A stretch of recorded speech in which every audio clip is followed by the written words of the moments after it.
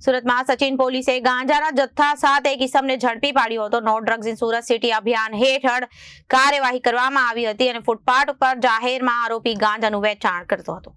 સુરતમાં સચિન પોલીસે ગાંજાના જથ્થા સાથે એક ઇસમોને ઝડપી પાડ્યો અને no drugs in Surat city અભિયાન હેઠળ કાર્યવાહી કરી હતી। ફૂટપાથ ઉપર જાહેરમાં આરોપીએ ગાંજાનું વેચાણ કરતો હતો અને પોલીસે આરોપી પાસેથી 88 ગ્રામની વધુ ગાંજાનો જથ્થો કબજે કર્યો અને પોલીસે પકડાયેલી ગાંજાની કિંમત 4400 થી વધુ રૂપિયા પોલીસે વિજય અશોકભાઈ બેસાનીની ધરપકડ કરી હતી।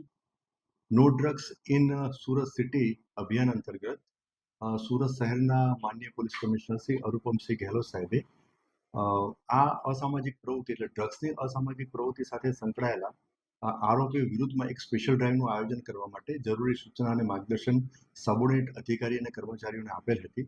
તે અનુસંધાને સેક્ટર 2ના જેસીપી માન્ય શ્રી કે.એન. ડામોર સાહેબ અને ઝોન 6ના ડીસીપી માન્ય શ્રી રાજેશ પરમાર સાહેબે જરૂરી અને સૂચના અને માર્ગદર્શન આપેલ હતી। તે અનુસંધાને સચિન પોલીસ સ્ટેશનના ડિસ્ટાફના પોલીસ કર્મચારીઓને એક સ્પેસિફિક બાતમી મળેલી હતી કે સચિન વિસ્તારમાં એક જૂનું સ્લમ બોર્ડ વિસ્તાર જે છે ત્યાં મેલડી માતાનું મંદિર છે, એની બાજુમાં ફૂટપાથ છે। ત્યાં ફૂટપાથ ઉપર એક ઈસમ ગેરકાયદેસર રીતે ચોરી છુપીથી ગાંજાનો વેચાણ કરે છે। આ સ્પેસિફિક બાતમી આધારે જે કાયદેસરની કાર્યવાહી કરવાની હોય સચિન પોલીસ સ્ટેશનના પોલીસ ઇન્સ્પેક્ટર શ્રી પી.એન. વાઘેલા અને એમનો સ્ટાફ અને સરકારી પંચો સાથે બાતમીમાં જે મળેલું હતું ત્યાં જગ્યાએ પહોંચી અને ત્યાં બાતમીમાં જે વર્ણનવાળો ઈસમ મળેલો હતો તે ઈસમ ફૂટપાથ ઉપર મળી આવતા તેની અંગ ઝડતી કરતા તેના પેન્ટના ખિસ્સામાંથી એક પ્લાસ્ટિકની કોથળી મળી આવેલી હતી અને એ પ્લાસ્ટિકની કોથળીમાં બીજી એક પ્લાસ્ટિકની બેગ મળી આવેલી હતી અને એમાં ગાંજા જેવો એક વનસ્પતિજન્ય પદાર્થ મળી આવેલો હતો જે આછા ભૂખરા રંગનો હતો અને પાંદડા, ડાળખા અને બીજગ્રસ્ત હતો અને એની પરીક્ષણ કરવા માટે સ્થળ ઉપર એફએસએલના અધિકારીને બોલાવવામાં આવ્યા। એફએસએલના અધિકારીશ્રીએ પ્રાથમિક નિરીક્ષણ કરતા એમણે આ જે વનસ્પતિજન્ય પદાર્થ ગાંજો હોવાનું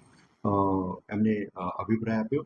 જે અનુસંધાને આ જે ઈસમ કે જેનું પૂરું નામ વિજય અશોક બેસાની એનું રહેવાસી જે છે અંબિકાનગર પારડી કણદે સચિન સુરતનો રહેવાસી છે અને મૂળ એ જે છે એ તાઉખેડા સ્કૂલની બાજુમાં ગામ તાઉખેડા તાલુકો જિલ્લો નંદુરબાર મહારાષ્ટ્રનો વતની છે।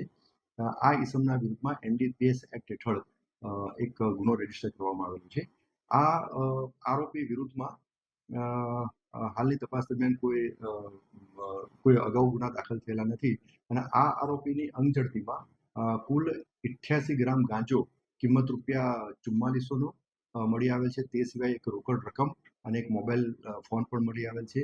એટલે આ ગાંજો, મોબાઈલ ફોન અને જે રોકડ રકમ મળી અને કુલ 9960નો મુદ્દામાલ તપાસ અર્થે કબજે કરવામાં આવ્યો છે। કોના પાસેથી સામે આવ્યું છે? આરોપીની પ્રાથમિક પૂછપરછમાં એણે એવું જણાવ્યું છે કે આશિષ કાલીચરણ કરીને એક વ્યક્તિ જે છે એની પાસેથી આ જે ગેરકાયદેસર રીતે જે ગાંજાનો જથ્થો જે છે એ લઈ આવ્યો હતો અને એને એફઆઈઆરમાં વોન્ટેડ બતાવવામાં આવેલો છે અને એની તપાસ પણ હાલમાં ચાલુ છે।